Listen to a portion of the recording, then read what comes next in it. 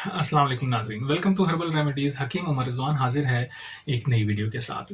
नाज़रीन, बाज़ लोगों ने पूछा था कि दायमी कब्ज़ के लिए कोई करशी या हमदर्द की कोई मेडिसिन हो, वो आप बता दें। तो उसके लिए मैंने ये वीडियो बनाई है।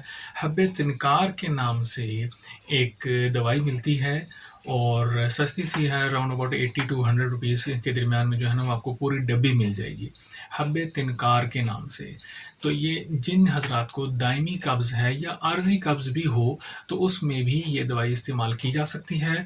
और इसका इस्तेमाल करने का तरीका ये है कि रात को सोने से पहले और खाने के 2 घंटे के बाद ये 2 गोलियाँ आपने खा लेनी है नीम गर्म पानी के साथ। तो उससे ये होगा कि पेट में हल्का-सा दर्द महसूस होगा थोड़ी देर के बाद और पेचेस आएँगे।